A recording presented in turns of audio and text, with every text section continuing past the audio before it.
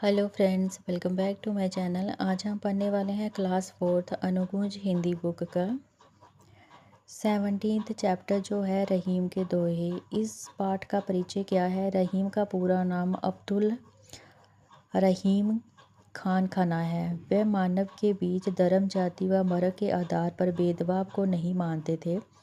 उनका विचार था कि सभी मनुष्य एक समान हैं। ये दोहे ब्रजभाषा में लिखे हुए हैं। तो चलिए इन दोहों को शुरू करते हैं।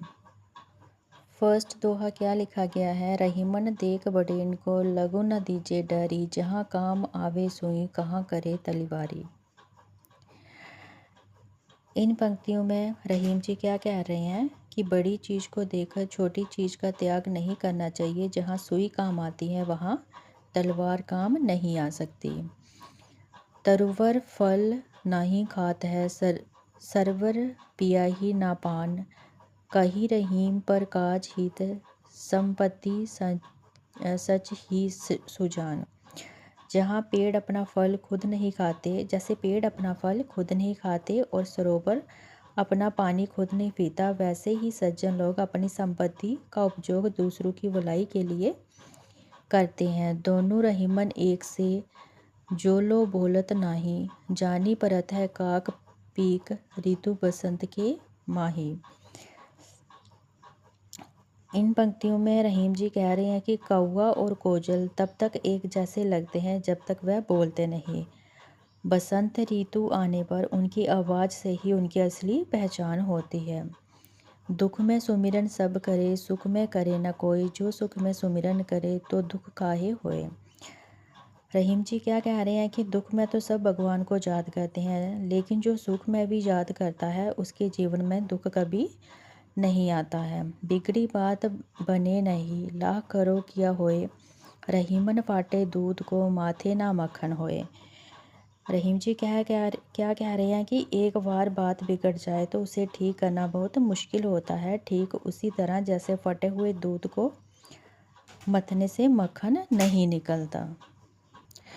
तो ये थे आपके रहीम के दोहे। चलिए अब हम इस चैप्टर की एक्सरसाइज कर लेते हैं।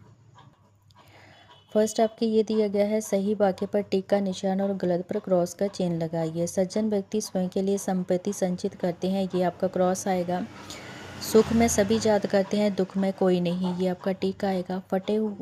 फटे दूध को मथने से मक्खन नहीं निकलता, ये आपका टिक आएगा। सुई के काम को तलवार नहीं कर सकती, ये भी आपका टिक आएगा। दोहे के आधार पर वाक्य पूरे कीजिए। दुख में सुमिरन सब करें, सुख में करे न कोई, जानी परत है काक पीक, ऋतु बसंत की माही। ये आप इस तरह से करेंगे। ये बातें जिन दोहों में कही गई हैं वह दोहे लिखिए। मनुष्य को सोच समझकर व्यवहार करना चाहिए, क्योंकि किसी कारणवश यदि बात बिगड़ जाती है तो फिर उसे बनाना कठिन हो जाता है। ये लाइनें किस दोहे की हैं, ये आपने दोहा लिखना है। बिगड़ी बात बने नाही, लाख करो किन होए, रहीमन फाटे दूध को, माथे ना मक्खन होए।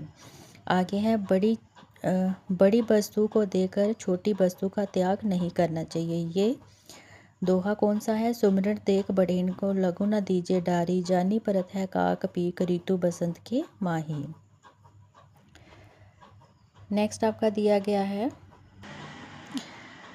दोहों में आए शब्दों के मानक अर्थ लिखिए। तरुवर वृक्ष, बिगड़ी बिगाड़ना, संचाही जमा करना, बड़ेन बड़े, सुमिरन प्रार्थना, माखन मक्खन, तलवारी तलवार, डारी त्याग देना।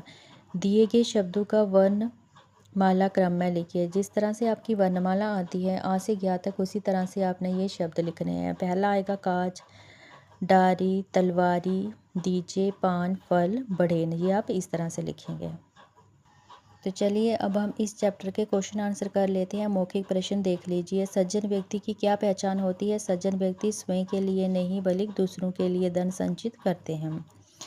मनुष्य की असली पहचान रंग से होती है या उसकी वाणी से स्पष्ट कीजिए। मनुष्य की असली पहचान रंग से नहीं वाणी से होती है। कौवा और कोयल देखने में समान रंग के होते हैं, परंतु कोयल की वाणी मधुर होती है। तलवार क्या काम नहीं कर सकती है। जो काम सुई कर सकती है वह काम तलवार नहीं कर सकती। सुख में भगवान को याद रखने का क्या लाभ है? सुख में भी अगर हम भगवान को याद रखेंगे तो दुख कभी आएगा ही नहीं। फोर्थ में आपके प्रश्न दिए गए थे। फर्स्ट प्रश्न आपका रहेगा, दुख कब नहीं होता? सुख में भगवान को याद रखने से कभी दुख नहीं होता। सज्जन व्यक्ति किसके लिए संपत्ति संचित करते हैं? सज्जन व्यक्ति दूसरों की भलाई के लिए संपत्ति संचित करते हैं। छोटी और बड़ी प्रत्येक वस्तु का महत्व होता है कैसे? सुई देखने में तलवार से छोटी होती है, परंतु जो काम छोटी सी सुई कर सकती है वह बड़ी तलवार नहीं कर सकती। तो ये था आपका 17th चैप्टर रहीम के दोहे। उम्मीद है आपको समझ आ गए होंगे। अगर आप चैनल पर नए हैं तो चैनल को सब्सक्राइब कर लीजिए और वीडियो को लाइक करना न भूलें। तो चलिए अब हम मिलते हैं अपनी नेक्स्ट वीडियो में।